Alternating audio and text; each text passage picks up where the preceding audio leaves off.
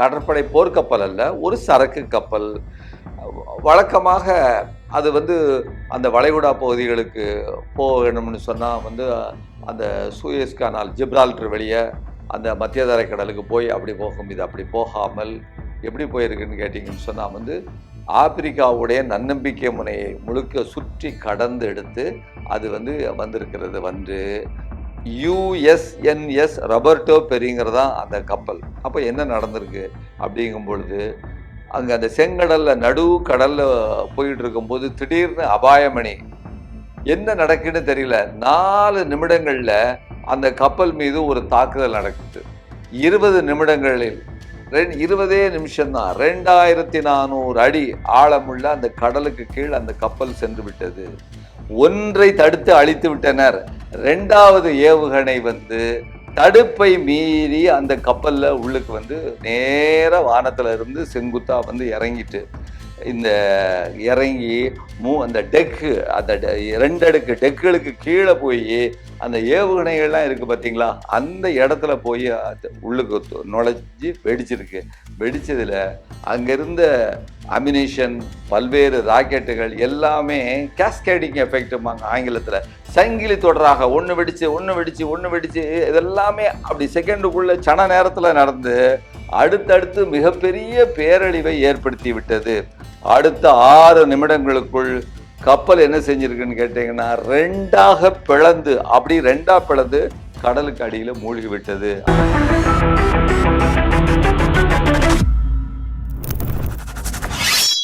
வணக்கம், நான் கே பாலகிருஷ்ணன் பேசுகிறேன். வளைகுடா போரில் இன்றைய தினம் சில முக்கியமான நிகழ்வுகள் உங்களோடு உரையாடுவதற்காக நான் வந்திருக்கிறேன். அதில் இன்னைக்கு நம்ம பார்க்கறதுல ஒரு சம்பவம் 2 நாளைக்கு முன்னால் நடந்திருக்கு.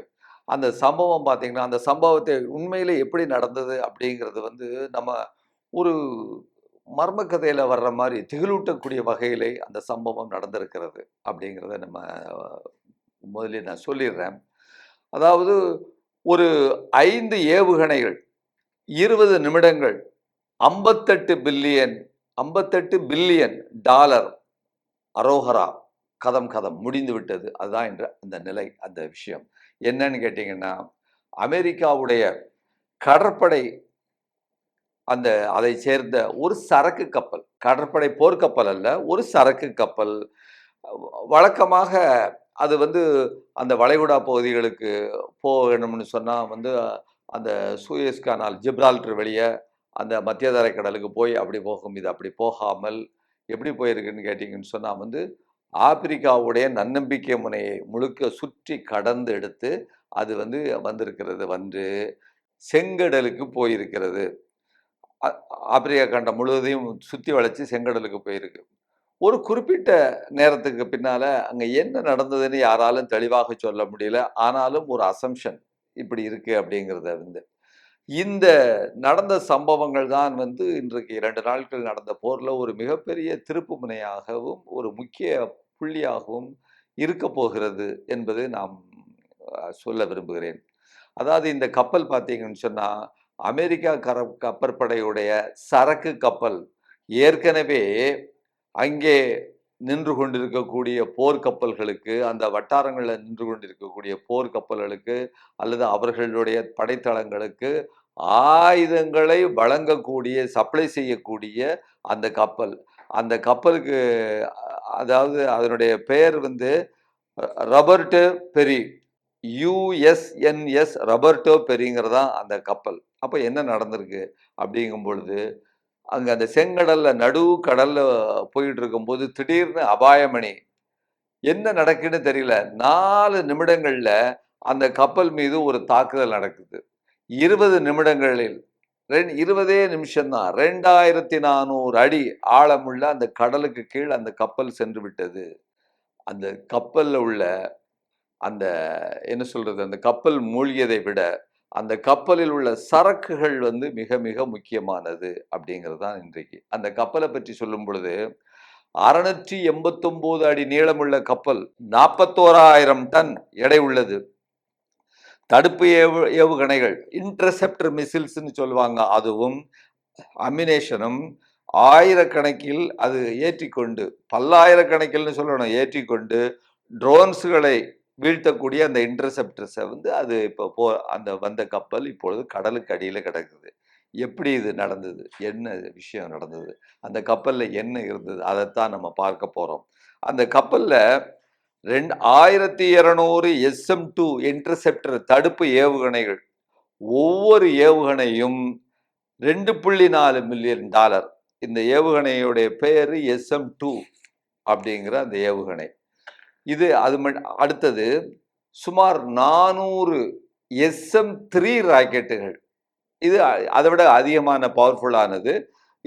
இது ஆன்டி பேலஸ்டிக் மிசில், அங்கிருந்து வரக்கூடிய அந்த பேலஸ்டிக் மிசிலை வந்து இன்டர்செப்ட் பண்ணக்கூடியது, தடுக்கக்கூடியது. இது ஒவ்வொன்றும் $15 மில்லியன். அது மட்டுமல்ல, SM-6 மிசில்ஸ்னு சொல்லுவாங்க. அது இன்னும் அதை விட கொஞ்சம் வேறு வித்தியாசமான வகையில் சக்தி வாய்ந்தது. அது 800. இது எதிரி கப்பல்களை, விமானங்களை குறிவைத்து தாக்கக்கூடியது, கொல்லக்கூடியது, வீழ்த்தக்கூடியது. இது ஒவ்வொன்றும் $4.3 மில்லியன். $4.3 மில்லியன். அதுக்கப்புறம் 6000 எண்ணிக்கையிலான சி ஸ்பேரோ மிசில்ஸ்ன்னு சொல்றாங்க. சி ஸ்பேரோ, அது தமிழ்ல மொழிபெயர்த்தா கடல் சிட்டுக்குருவி அப்படின்னு சொல்லலாம். இது ஒவ்வொன்றும் வந்து $1.8 மில்லியன் ஈச். $1.8 மில்லியன் ஒவ்வொன்றும் வந்து அதனுடைய விலை மதிப்பு. அதுக்கப்புறம் இன்னும் இதோட முடியல, 2500 ரோலிங் ஏர் ஃப்ரேம் மிசில்னு சொல்றாங்க. இது எதுக்குன்னா, ஓரளவுக்கு நெருக்கமாக வந்துவிட்டால் ஏவுகணைகளை வேகமாக அடிக்கக்கூடிய ஏவுகணைகளை அடிக்கக்கூடியது. இது ஒவ்வொன்றும் $1 மில்லியன் இது அனைத்தும் கடலுக்கு அடியில் சென்று விட்டன. எப்படி சென்றது? அப்போ இந்த ஆயுதங்கள் போயிருக்க இந்த ஏவுகணைகள், இது வந்து இதனுடைய மதிப்பு என்பது ஒரு புறம். ஆனால் இந்த மதிப்பை விட இன்னொன்று மிக முக்கியமானதாக இருக்கிறது. அது அந்த பண ரீதியாக இல்லை, ஆயுத ரீதியாக அல்ல, அது இழப்பு தான். அதை விட இன்னொன்று என்னன்னு கேட்டீங்கன்னா, மீண்டும் அவற்றை உற்பத்தி செய்வதற்கான நேரம். உச்சகட்டமாக போர் நடந்து கொண்டிருக்கிறது. அமெரிக்காவிடமிருந்தும் இஸ்ரேலிடமிருந்தும் அந்த எதிர்க்கக்கூடிய ஏவுகணைகள், இன்டர்செப்டர் மிசில்ஸ் மிக மிக குறைந்து விட்டது. இன்னும் சில வாரங்களுக்கு தான் இருக்கும்னு சொல்றாங்க. ஏற்கனவே ஈரான் 40 ஆண்டு காலமாக இந்த ஏவுகணைகளை மட்டுமே, ட்ரோன்களை மட்டுமே தயாரித்து வைத்திருக்கிறது. அவர்கள் வேறு எதிலும் கவனம் செலுத்தவில்லை. அப்படி இருக்கிற இந்த நேரத்தில் இந்த ஒவ்வொன்றும் பார்த்தீங்கன்னா SM-2 அப்படின்னு நம்ம சொல்லக்கூடிய அந்த மிசில்ஸு, அதாவது ஒரு வருஷத்துக்கு 125 தான் தயார் பண்ண முடியும். அப்படின்னு சொன்னா, இது 1200 இவங்க காலி பண்ணிட்டாங்க. இந்த கடலுக்கு கீழே போயிட்டேன்னா 10 வருஷம் சேர்த்து தயார் பண்ணது கடலுக்குள்ள போய்விட்டது. அதுபோல SM-3 அப்படிங்கக்கூடிய அந்த மிசில் வந்து ஒரு வருஷத்துக்கு 60 தான் தயார் பண்ண முடியும். அது இப்போ 400 ஒட்டுமொத்தமா 6 வருஷத்துல தயார் பண்ணது முழுக்க உள்ளுக்கு போயிட்டு. அதுபோல இன்னும் அந்த SM ப்ரொடக்ட் அப்படின்னு சொல்லக்கூடிய அந்த மிசில்ஸ் எல்லாம் பார்த்தீங்கன்னா, ஒரு 6000 சொன்னமே, அது எல்லாமே ஒரு, அதாவது வருஷத்துக்கு 500 தான் வந்து தயார் பண்ண முடியும். ஆனா 6000 12 வருஷத்துடைய தயாரிப்பை உற்பத்தியை காலி பண்ணிட்டாங்க. அப்ப இந்த ஒட்டுமொத்தமாக இன்னைக்கு இந்த ராக்கெட்டுகள் உள்ளுக்கு போயிருக்கிறத பார்த்தீங்கன்னா, 47 வருஷம் நீடித்து இருக்கக்கூடிய, உற்பத்தி செய்தால்தான் கிடைக்கும் என்ற வகையில் உள்ள அனைத்தும் கடலுக்கு அடியில் சென்று விட்டன. இந்த தாக்குதல் எப்படி நடந்தது? அது சும்மா லேசா நடந்துருமா அப்படிங்கிறத அது நம்ம பார்ப்போம். எப்படின்னு சொன்னா, முதல்ல அந்த செங்கடல்ல எப்பொழுதும் போல, என்றும் போல அது சென்று கொண்டிருக்கிறது. அதற்கு பின்னால வந்து பாதுகாப்புக்காக அந்த சரக்கு கப்பலுக்கு டெஸ்ட்ராயர் கப்பல்கள், போர்க்கப்பல்கள் வந்து அமெரிக்காவுடைய போர்க்கப்பல்கள் வந்து கொண்டு இருக்கின்றன. அதோடு கூட போய் கொண்டிருக்கிறது. இப்போ முதல்ல என்ன செய்யறாங்கன்னு கேட்டீங்கன்னா, குருசிவ் ஏவுகணைகள், அந்த ஏவுகணைகளை வந்து ஏவுறாங்க ஈரான்ல இருந்து. அந்த ஏவுகணைகள் எப்படின்னு கேட்டீங்கன்னா, அதாவது சீனா டிசைன் பண்ணது, ஈரான்ல உற்பத்தி பண்ணது. டிசைன் பண்ணது அவங்க சைனா, இவங்க உற்பத்தி பண்ணக்கூடிய அந்த அந்த குருசில் மிசில், அது வந்து இதனுடைய நோக்கம் என்னன்னு கேட்டீங்கன்னா, ரேடாருக்கு கீழ் வருவது. நீங்க பார்த்திருப்பீங்க. அந்த ரேடார்லாம் எப்படின்னா, மிகப்பெரிய அளவிற்கு ஒரு ஒரு அரைக்கோளத்துல இருக்கும். அது எப்படி வானத்த நோக்கி இப்படி இருக்கும். அத நம்ம பார்த்திருப்போம். அப்படி வானத்த நோக்கி இருக்கிற அந்த ஆங்கிள் இருக்க, அந்த ஆங்கிளுக்கு கீழ் பக்கத்துல கூடிய இந்த குரூயிஸ் மிசில் வரக்கூடியது. எனவே அது எவ்வளவு தூரம் வரும்னா, கிட்டத்தட்ட ஒரு 30 அடிக்கு உள்ளதான் வந்து அது தண்ணிய ஒட்டியே வரக்கூடிய அந்த குரூயிஸ் மிசில், அது வந்து என்ன செஞ்சிருக்கு, அ 3 இது அடிச்சிருக்கிறாங்க. அந்த கப்பல நோக்கி.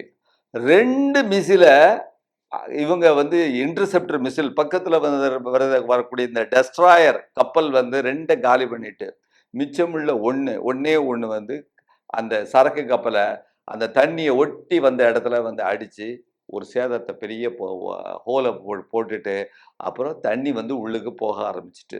அது. ஆனால் கப்பல் மூழ்கவில்லை. அப்படிங்கிறத நம்ம பார்க்கிறோம். அதுக்கப்புறம் 2வது அலை தாக்குதல் எங்கிருந்து நடந்திருக்கு? ஏமன்ல இருந்து நடந்திருக்கு.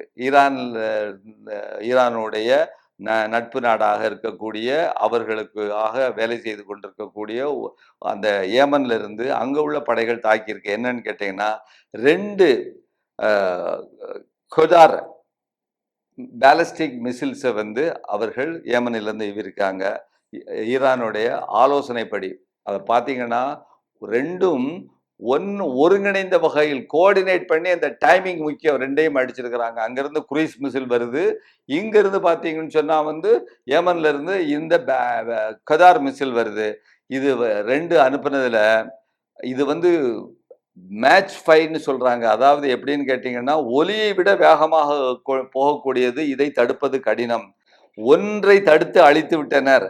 2வது ஏவுகணை வந்து தடுப்பை மீறி அந்த கப்பல்ல உள்ளுக்கு வந்து நேரா வானத்துல இருந்து செங்குத்தா வந்து இறங்கிட்டு. இந்த இறங்கி அந்த அந்த 2 அடுக்கு டெக்குகளுக்கு கீழ போயி, அந்த ஏவுகணைகள்லாம் இருக்கு பார்த்தீங்களா? அந்த இடத்துல போய் உள்ளுக்கு நுழைஞ்சு வெடிச்சிருக்கு. வெடிச்சதுல அங்க இருந்த அம்யூனிஷன், பல்வேறு ராக்கெட்டுகள் எல்லாமே கேஸ்கேடிங் எஃபெக்ட்ம்பாங்க ஆங்கிலத்துல. சங்கிலி தொடராக ஒண்ணு வெடிச்சு, ஒண்ணு வெடிச்சு, ஒண்ணு வெடிச்சு இதெல்லாமே அப்படி செகண்டுக்குள்ள சன நேரத்துல நடந்து, அடுத்தடுத்து மிகப்பெரிய பேரழிவை ஏற்படுத்தி விட்டது. அடுத்த 6 நிமிடங்களுக்குள் கப்பல் என்ன செஞ்சிருக்குன்னு கேட்டீங்கன்னா, 2ஆக பிளந்து, அப்படி 2ஆ பிளந்து கடலுக்கு அடியில மூழ்கி விட்டது அப்படிங்கிறது. இதுல ஒரு நல்ல செய்தி நம்ம பார்க்கணும். என்ன நல்ல செய்தினா, அதுல உள்ள மனித உயிர்கள் 126 மாலுமிகள், சில கடற்படை வீரர்களும் இருக்கலாம். மொத்தம் 126 பேரு அவர்கள் காப்பாற்றப்பட்டனர் என்பது ஒரு நல்ல செய்தியாக நாம் பார்க்கிறோம். இப்போ இதோடைய இழப்பு, இந்த விவகாரம் விகிதாச்சாரத்தை நீங்க பார்த்தீங்கன்னு சொன்னா, செலவு பற்றி ஒரு சின்ன விஷயம். அமெரிக்காவிற்கு இழப்பு இந்த கப்பலில் உள்ள அந்த $59 பில்லியன் அதையும் அந்த கப்பலையும் சேர்த்து, அந்த ஏவுகணைகளையும் சேர்த்து $59 பில்லியன் அவர்களுக்கு செலவு. ஈரானுக்கு செலவு அந்த 3 அந்த C802 அப்படிங்கிற அந்த குரூயிஸ் மிசில, அதுவும் 2 பாலிஸ்டிக் மிசிலும் சேர்ந்து மொத்தத்துல அவர்களுக்கான செலவு என்னன்னு கேட்டீங்கன்னு சொன்னா வந்து, அ அதாவது $5.2 மில்லியன். $5.2 மில்லியன் தான் அவர்களுக்கு ஈரானுக்கு செலவாயிருக்கு. அமெரிக்காவுக்கு $59 பில்லியன். அப்ப இழப்பு எப்படின்னு பார்த்தீங்கன்னா, 11,000:1. அமெரிக்காவுக்கு ரூ. 11,000 செலவாச்சுன்னா, இவனுக்கு ரூ. 1 தான். அந்த ரேஷியோல வந்து இன்றைக்கு இழப்பு இருக்கிறது. இது கடல் வாணிகத்தில் மிகப்பெரிய தாக்கத்தை ஏற்படுத்தி இருக்கிறது. அது மட்டுமல்ல, இந்த நேரம் முக்கியம். இந்த நான் ஏற்கனவே சொன்னது போல, இந்த ஆயுதங்கள்லாம் அமெரிக்காவிற்கு, இஸ்ரேலுக்கு குறைந்து கொண்டிருக்கக்கூடிய நேரத்தில், இவ்வளவு பெரிய சரக்கு கப்பல்ல உள்ள இவ்வளவு பெரிய ஏவுகணைகளை அடிச்சு கீழ போயிருக்குங்க. இத திருப்பி கொண்டு வந்து இந்த நேரத்துல வந்து உடனடியாக செய்ய முடியாது. மொத்தம் 47 வருஷம் ஆகும் அனைத்தும் சேர்ந்து செய்வதற்காக. அப்படி பார்த்தீங்கன்னா, அமெரிக்கா தோற்றுவிட்டதா? அமெரிக்கா கப்பல்களுக்கு சப்ளை செய்யும் இந்த கப்பலே மூழ்கடிக்கப்பட்டு விட்டதே அப்படிங்கும் பொழுது, இது ஒரு நீடித்த யுத்தம். ஈரானால் அமெரிக்காவை ஜெயிக்க முடியுமா என்கின்ற கேள்வி வேறு. அது முடியாது. அது நமக்கு தெரியும். இது மிகப்பெரிய வல்லரசு. ஆனால் ஈரானை அமெரிக்கா ஜெயிக்க முடியுமா என்ற கேள்விதான் நம் இப்பொழுது முன்னால் இருக்கிறது. 40 ஆண்டுகளுக்கு மேலாக அவர்கள் தயாரித்து வைத்திருந்த அவர்களுடைய திட்டப்படி எல்லாம் நடந்து கொண்டிருக்கின்றது என்ற இது ஒரு செய்தியை நாம் பார்க்கிறோம். அதுக்கு அடுத்தது இன்னொரு செய்தியை நம்ம பார்க்கலாம். ஈரானுடைய அந்த தொடர்ந்து தாக்கக்கூடிய அலை அலையாக தாக்கக்கூடிய அந்த அவங்களுடைய அந்த கெப்பாசிட்டி, அவங்களுடைய தன்மை தொடர்ந்து நடந்து கொண்டிருக்கிறது. அமெரிக்கா தலைமை மின் நிலையங்கள் மீது, நீர் ஆதாரங்கள் மற்றும் முழு மின்சார கட்டமைப்பு எல்லாத்துலேயும் நாங்கள் அது மட்டும் இல்லாமல் அத்தியாவசிய குடிமக்களுக்கு தேவையான எல்லா பொருள்களும் கிடைக்கக்கூடிய அந்த எல்லா இதிலும் போய் நாங்கள் அடிக்க போகிறோம் அப்படின்னு சொல்லிட்டு வெளிப்படையாகவே ட்ரம்ப் அச்சுறுத்தி இருக்கிறார். அமெரிக்காவுடைய இராணுவ தலைமை அச்சுறுத்தி இருக்கிறதுங்கிற செய்தி வந்திருக்கு. உடனடியாக சற்றும் தாமதிக்காமல் ஈரான்ல இருந்து என்ன சொல்லியிருக்கிறாங்க, அதற்கு பதிலாக எங்கள் உள்கட்டமைப்பு குறிவைக்கப்பட்டால் வளைகுடாவில் உள்ள அந்த எத்தனை நாடுகள் இருக்கோ, இந்த இவங்களுக்கு 6 நாடுகள் இருக்கா, அதுல உள்ள அனைத்து உள்கட்டுமானங்களும் முழு பகுதிகளையும் நாங்கள் அழித்து விடுவோம், அங்கு எவரும் இருக்க முடியாத நிலையை உண்டு பண்ணி விடுவோம் என்று ஈரானும் எச்சரித்துள்ளது. இப்படிப்பட்ட பயங்கரமான ஒரு சூழ்நிலையில லேசாக மனித இனத்திற்கு ஒரு நம்பிக்கை ஊட்ட வகையில ஒரு வெளிச்சத்தின் கீற்று நமக்கு தெரிகிறது. அது என்னன்னு பார்க்கலாம். அப்படின்னா, அதாவது ஈரான் ஒரு முழுமையான பேச்சுவார்த்தைக்கு அமெரிக்காவிடம் அதாவது அந்த பேச்சுவார்த்தைக்கு தான் சரி என்கின்ற சமிஞ்ஞையை கொடுத்திருக்கிறது. அது எப்படி அப்படின்னு சொன்னா, அமெரிக்காவோட கத்தாரும் அமெரிக்காவோட பேச்சுவார்த்தைன்னு சொன்னா அது எப்படிங்கிறத நம்ம பார்க்கணும். ஏன்னா அமெரிக்காவோடு எந்த விதமான பேச்சுவார்த்தையும் இல்லை என்று சொல்லி கொண்டிருந்த நேரத்தில் இது எப்படி நடந்தது அப்படின்னா, கத்தாரும் சவுதி அரேபியாவும் ஜோர்டானும் ஒரு போர் நிறுத்த முயற்சியை தீவிரமாக அவர்கள் செய்து கொண்டிருக்கிறார்கள். அவங்க அந்த முயற்சியில கேட்கும்போது இவங்கிட்ட ஈரான்கிட்ட பேசும்பொழுது, நாங்கள் தயாராகத்தான் இருக்கோம்ப்பா, ஒன்றும் பிரச்சனை இல்லை, ஆனா அதற்கு முன்னால நாங்கள் ஒரு 2-3 விஷயங்களை சொல்ல விரும்புகிறோம். என்னன்னு கேட்டீங்கன்னு சொன்னா, அமெரிக்கா என்ன செய்யணும்னு கேட்டீங்கன்னா, முந்தைய பேச்சுவார்த்தைகள் நடந்து கொண்டிருக்கும் பொழுதே இங்க குண்டை போட்டு எங்களோட தலைவர் அயத்துல்லா மேனியையும் கொன்று பல்வேறு படைத்தலைவர்களையும் கொண்டு 40 பேரை கொண்டிருக்காங்க. அந்த அனுபவம் எங்களுக்கு இருக்கிறது. எனவே பேச்சுவார்த்தை என்றால் இன்று அதுல முக்கியமாக அது எங்களுக்கு ஒரு உத்தரவாதம் வேணும். என்ன உத்தரவாதம்? அமெரிக்காவும் இஸ்ரேலும் இனிமேல் ஈரானை தாக்காது என்ற உத்தரவாதம் எங்களுக்கு இருந்தால் மட்டுமே அந்த பேச்சுவார்த்தையில் நாங்கள் ஈடுபட முடியுங்கிறது முதல்ல அதை வச்சிருக்கிறாங்க. அப்போ எப்படி இந்த 3 நாடுகள் இருக்க, நம்ம சொன்னது போல கத்தார், சவுதி, ஜோர்டான், இவங்க ஈடுபடும் பொழுது அமெரிக்காட்ட போய் எப்பா நீங்க இன்னும் தாக்கக்கூடாதுன்னு சொல்லிட்டு இவங்களால கேரண்டி கொடுக்க முடியுமா? ஏற்கனவே இவங்களுடைய அந்த தளங்களை அமெரிக்கா பயன்படுத்திக்கிட்டு இருக்கு. அதுல இருந்து வெளியே போன்னு சொன்னாலே வெளியே போக மாட்டேங்கிறான் அமெரிக்காக்காரங்க. அப்படி இருக்கும்போது இவங்க 3 பேரும் சொல்லி அமெரிக்கா கேட்டுருவாங்களாம். அதுக்காகத்தான் பார்த்தீங்கன்னா ஈரான் இன்னொரு ஒரு கெட்டிக்காரத்தனமான ஒரு அதி புத்திசாலித்தனமான ஒரு விஷயத்தை அவர்கள் சொல்லுகிறார்கள். எங்களுக்கு நியாயமாக நாங்கள் நம்பிக்கை கொண்டுள்ள நாடாக இருக்கக்கூடிய சீனாவும் ரஷ்யாவும் இந்த பேச்சுவார்த்தை அவர்கள் அமெரிக்கா இஸ்ரேல் தாக்க மாட்டோம்னு சொல்லும் பொழுது அதுக்கு கேரண்டட்ஸா இருக்கணும். அவர்கள் இந்த உத்தரவாதத்தை அளிக்கணும். யாரு? ரஷ்யாவும் சீனாவும் இந்த உத்தரவாதத்தை அளித்தால் மட்டுமே இது நாங்கள் பேச்சுவார்த்தைக்கு சாத்தியப்படும் என்கின்ற ஒரு விஷயத்தை சொல்லியிருக்கிறது. ஒரு புறம் பார்த்தீங்கன்னு சொன்னா இந்த போர் இழுத்து கொண்டே செல்கிறது. ஒரு வாரத்துக்குள்ள 7-8 நாளைக்குள்ள முடிச்சிருவோம்னு சொன்ன வார் இன்றைக்கு மிகப்பெரிய அளவிற்கு 1 மாதத்தை கடந்து விட்டது. 1 மாதமும் உலகத்துல பெட்ரோல், கேஸ் பெரிய அளவுக்கு இன்றைக்கு இல்லாம நெருக்கடி கொண்டிருக்கிறது. இன்றைக்கு ரஷ்யா யூரோப் நாடுகளுக்கு கேஸ் தரமாட்டேன்னு சொல்லிட்டாங்க. கீழை நாடுகளுக்கு கச்சா எண்ணெய் வர்றதுக்கான அந்த வழியை ஈரான் அடைச்சு எங்களுக்கு கட்டணம் வந்து நீங்க சீனாவுடைய யுவான்ல தான் கொடுக்கணும்னு சொல்லியிருக்கிறாங்க. இப்படிப்பட்ட நிலைமையில இந்த 3 நாடுகளும் முன்முயற்சி எடுக்கும் பொழுது, அமெரிக்காவிற்கு இந்த சீனாவும், ரஷ்யாவும் வந்ததுன்னு சொன்னா, கட்ட பஞ்சாயத்துக்கு அவர்கள் வந்து வர்றாங்கன்னு சொன்னா, இவர்கள் உட்கார வேண்டும் என்றால், ரஷ்யா முதல்ல என்ன கேட்பாங்கன்னா, "என் மேல நீ சாங்ஷன் போட்டிருக்கியே, அத முதல்ல எடுன்னு" கேட்பாங்க. சீனாவுக்கு வந்து பெட்ரோல் டாலர்ல வந்துகிட்டு இருந்தது, இன்னைக்கு யுவான்ல வந்துகிட்டு இருக்குங்கிற போது சீனாவுடைய கை ஓங்கி இருக்கு. இப்படிப்பட்ட ஒரு நிலைமையில் ஈரான் சொல்வதை கேட்பதை தவிர வேறு வழி இல்லை என்கின்ற ஒரு நிலை அமெரிக்காவுக்கு. இன்னொரு இன்னொரு புறம் பார்த்தோம் என்று சொன்னால், பெரிய சூப்பர் பவர் இதுவரை நம்பர் 1ஆக இருந்தது.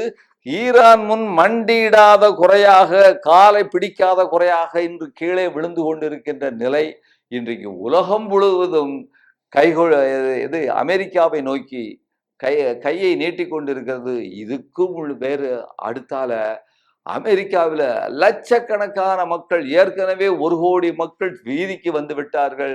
இன்னும் அமெரிக்காவில் உள்ள அந்த ஏற்கனவே அந்த போராட்டத்திற்கு அழைப்பு கொடுத்த அந்த தலைவர்கள் எல்லாரும் இன்றைக்கு 2 கோடி மக்கள் சில நாட்கள்ல வெளியே வரணுங்கிற அந்த ஒரு போராட்ட அழைப்பை கொடுத்திருக்கிறாங்க. இஸ்ரேல்ல மாபெரும் போராட்டம், நெத்தன்யாகு ரிசைன் பண்ணணும் அப்படிங்கிற ஒரு அந்த ஒரு அளவுக்கு போராட்டம் நடந்து கொண்டிருக்கிறது. இப்படிப்பட்ட நிலையில் அடுத்து என்ன நடக்கப் போகிறது? ஏன்னா இன்றைக்கு அமெரிக்கா தன்னுடைய படைகளை வெளியே ஏற்றிவிட்டு இன்று அவர்கள் வந்து என்ன செய்யணும்? கையெழுத்து போடணும். ரஷ்யாக்காரன் முன்னாலேயும், சீனாக்காரன் முன்னாலேயும் நான் தாக்க மாட்டேன்னு சொல்லணும். இதுதான் ஈரானுடைய டிமாண்டு. இது ஒரு முக்கியமான செய்தியாக பார்க்கிறோம். இன்னொரு முக்கியமான செய்தி என்னன்னு கேட்டீங்கன்னா, அமெரிக்கா தன்னுடைய படைத்தளங்களை வேறு அடின்னு அடிச்சுக்கிட்டு இருக்காங்க ஈரானு. இங்க உள்ள இந்த வீரர்களை எல்லாம் வந்து வெளியே வந்து ஏற்றிட்டு போயாகணும். ஆனா இப்ப என்ன செஞ்சிருக்காங்கன்னா, கத்தார்லயோ, பஹ்ரைன்லயோ, யுஏலயோ என்ன செஞ்சிருக்காங்கன்னு கேட்டீங்கன்னா, பெரிய பெரிய விடுதிகள், 5 ஸ்டார் ஹோட்டல்கள் எல்லாம் தங்க வச்சிருக்கிறாங்க. அந்த ஹோட்டல்கள்ல வந்து இன்றைக்கு ஈரான் அடிச்சுட்டு இருக்கிறாங்க. அப்போ இன்றைக்கு இஸ்ரேல் வந்து ஒரு மிக சாமர்த்தியமான ஒரு வேண்டுகோளை வைத்திருக்கிறது அமெரிக்காவிட்ட. என்னன்னு சொன்னா, உங்களுடைய படைத்தளங்களை, உங்களுடைய வீரர்களை எங்கள் நாட்டுக்கு அனுப்புங்கள். எங்க? இஸ்ரேலுக்கு அனுப்பணுமா? ஏன்னா ஏற்கனவே இஸ்ரேலில் உள்ள இராணுவம் இனி போரிட முடியாது என்கின்ற ஒரு நிலைக்கு வந்து விட்டது. அங்க ஏற்கனவே இஸ்ரேலுடைய அந்த இராணுவ தளபதி சொல்லியிருக்கிறாரு, இன்னும் சில நாட்கள் போர் நீடிக்கும் என்று சொன்னால் இஸ்ரேலிய இராணுவ படை என்பது ஒரு சாதாரணமாக வழக்கமாக காவல் பணி, பாதுகாப்புக்கு செல்லக்கூடிய பணிக்கு கூட அவர்கள் தயாராக இல்லாத நிலையில் இஸ்ரேலிய இராணுவ வீரர்கள் மோட்டிவேஷன் முழுக்க போயிட்டு ஸ்ட்ரெச்சப் பண்ணிட்டாங்க. அவங்க அவ்வளவு அடி வாங்கி இருக்கிறாங்க. எப்படி வந்து காசால வந்து பாலஸ்தீன் மக்களை அடின்னு அடிச்சாங்களோ அந்த வகையில் இன்றைக்கு ஈரான் வந்து அடித்து கொண்டிருக்கிறது. எப்படி அடிக்கிறது? தொடர்ந்து அடிக்கிறது, தூக்கம் இல்லாமல் அந்த மக்களுக்கு அடிக்கிறது, இடைவிடாமல் அடிக்கிறது. அதுதான் இங்கு முக்கியமான ஒரு செய்தி. அப்போ இன்றைக்கு அமெரிக்கா தன்னுடைய எல்லாத்தையும் எடுத்துக்கிட்டு உலகம் முழுக்க 800 தளங்கள் இருக்கு. இங்க வந்து அப்போ இந்த தன்னுடைய தளங்கள்ல இருந்து எடுத்துட்டு ஓடுறதா? இஸ்ரேல் வந்து தன்னுடைய இடத்துக்கு வா, சப்போர்ட்டா இருக்கும், எனக்கும் வந்து ரொம்ப பயமா இருக்கு அப்படிங்கிற மாதிரி ஒரு நிலைமைங்கிறத நாம இப்படி ஒரு அழைப்பை அவங்க கொடுத்துருக்காங்கங்கிற ஒரு செய்தியை இன்றைக்கு நாம பார்க்குறோம். இன்னொன்று இறுதியாக ஒரு முக்கியமான செய்தி வந்து நான் சொல்றேன் நினைக்கிறேன். அமெரிக்காவில் உள்ள ஒரு ஆயுத நிபுணர், அவர் பேர் என்னன்னு கேட்டீங்கன்னா தியோடர் போஸ்டல் அப்படிங்கிறவர். தியோடர் போஸ்டல் அவர் என்ன சொல்றாருன்னு கேட்டீங்கன்னா, ஈரானிடம் அதாவது 10 அணுகுண்டுகளை தயாரிப்பதற்கு போதுமான பொருள்களை ஏற்கனவே உற்பத்தி செய்து விட்டது. இனி அவன்கிட்ட வந்து ஈரான்கிட்ட ஒரு கோட்பாட்டு ரீதியாக இன்றைக்கு எதுவும் தேவையில்லை. இன்றைக்கு என்ன விஷயம்னு கேட்டீங்கன்னா, 460 கிலோகிராம் செறிவூட்டப்பட்ட யுரேனியம் இருக்குங்கிறது நமக்கு எல்லாத்துக்கும் தெரியும். ஆனால் அந்த இவங்க சொல்றது இதுதான் முக்கியமான பாயிண்ட். 460 கிலோவை இன்னும் வந்து அணுகுண்டு தயார் பண்ணுவதற்கு மிகப்பெரிய தொழிற்சாலைகள் எல்லாம் தேவையில்லை. அதுதான் இன்றைக்கு புதிதாக இவர் தியோடர் சொல்லியிருக்கிறாரு. என்னன்னு கேட்டீங்கன்னா, சென்ட்ரிஃபியூகல்னு சொல்லுவாங்க ஆங்கிலத்துல. தமிழ்ல வந்து நுண்ணிய மைய விலைக்கு, அதாவது அந்த அப்படிப்பட்ட ஆலைகளை, சின்ன சின்ன ஆலைகளை, அதாவது யூனிட்டுகளை வச்சு அசெம்பிள் பண்ற மாதிரி பெரிய அபார்ட்மெண்ட்ஸ், சாதாரணமா அபார்ட்மெண்ட்ஸுக்கு கீழேயே வைத்துக்கொண்டு அங்க உள்ள ஒரு ஆலைகளை இதை பயன்படுத்த முடியும். இந்த அணுகுண்டுகளை ஆங்காங்கு, இங்க ஒரு அணுகுண்டு, இங்க ஒரு அணுகுண்டு, அணுகுண்டுல முதல் பகுதி இங்க தயார் பண்றது, இன்னொரு அபார்ட்மெண்ட்ல இங்க தயார் பண்றது என்பதை ஒரு நிலையான அடுக்குமாடி குடியிருப்புகளுக்கு கீழேயே அவர்களால் செய்ய முடியும். இதை வானிலிருந்து எந்த உளவு நிறுவனமும், எந்த விமானமும், எந்த உங்களுக்கு வந்து ஸ்கைல இருந்து பார்க்கக்கூடிய சேட்டலைட்டும் இதை பார்க்க முடியாது. அதே நேரத்துல இவர்களுக்கு வந்து இப்போ பொலிட்டிக்கல் டைம், அரசியல் ரீதியான டிக்கு நேரம் போய்கிட்டு இருக்கு. இஸ்ரேல் ஒரு விதம் என்ன செய்யணும்னு தெரியல. ஏதாவது எடக்கு முடக்கா வந்து அவன் வந்து குண்டுகளை தூக்கி, அணுகுண்டை தூக்கி ஈரான் மீது வீசினால், பதிலுக்கு ஈரானிடம் என்ன இருக்கிறது, அவர்கள் செய்திருக்கிறார்களா, செய்ய போகிறார்களா, செய்து விட்டார்களா, செய்து கொண்டிருக்கிறார்களா என்பது இன்றும் உலகத்திற்கு தெரியவில்லை. இதுதான் மிகப்பெரிய ஒரு பயங்கரமான ஒரு செய்தியாக இன்றைக்கு சர்வதேசத்தில் உள்ளவர்களெல்லாம் தலையை பீத்து கொண்டிருக்கிறார்கள். அப்போ எவ்வளவு நாளைக்கு இந்த டாக்டிக்கலா பேசக்கூடிய இந்த ராஜதந்திர நிகழ்வு, அந்த பாலமிக்ஸ்ன்னு சொல்லுவாங்க, அதெல்லாம் வந்து எவ்வளவு நாளுக்கு ஈரானோட தாக்கு பிடிக்க முடியும் அப்படின்னு தெரியல. இனி இந்த போரை சமாளிக்க வேண்டும் என்றால் பழைய ரீதியான அந்த பேச்சுவார்த்தைகள், மற்ற இதுகள் இனி பொருந்தாது. புதிய அளவிலே, உலகளாவிய அளவில் ஈரான் என்பது அதை புதிய வகையிலே, புதிய கண்ணோட்டத்தோடு ஈரானை பார்க்க வேண்டும். சீனாவும் ரஷ்யாவும் இந்த போர் அவர்கள் அணுகுண்டு போட்டுவிட முடியாத, போட்டாச்சுன்னு சொன்னா திருப்பி இவங்க போட்டாச்சுன்னா அது மிகப்பெரிய அளவு கான்ஃபிளிக்ட் ஆயிரும். அதற்கு முன்னால பல்வேறு விஷயங்கள்ல வந்து இவர்களும் ஈடுபட வேண்டிய பொறுப்பு சீனாவிற்கும் ரஷ்யாவுக்கும் இருக்கிறது என்கின்ற செய்தி நாம் பார்க்கிறோம். எனவே இப்படிப்பட்ட அந்த ஒரு செய்தியை அந்த அமெரிக்க நிபுணர், ஆயுத நிபுணர் வந்து அவர் சொல்லியிருக்காரு. தியோடர் போஸ்டல் என்கிறவர் சொல்லியிருக்கிறாரு. இது மிக முக்கியமான செய்தியாக நான் கூறுகிறேன். இந்த செய்தியுடன் இன்றைய இந்த செய்தியை முடித்துக் கொள்வோம். நன்றி, வணக்கம். ஊடகம் கார்ப்பரேட் அரசியல்வாதிகளின் கைப்பாவையாக, அடிமைகளாக இருந்தது போதும். இனி சாட்டை எடுத்து சுழற்றும் நேரம் வந்துவிட்டது. ஊடகம் பொதுமக்களாகிய உங்களுக்காக, உங்களாலேயே இயக்கப்பட வேண்டும். ஊடக சுதந்திரத்திற்காக உங்களின் பங்களிப்பை இன்றே அளித்திடுங்கள்.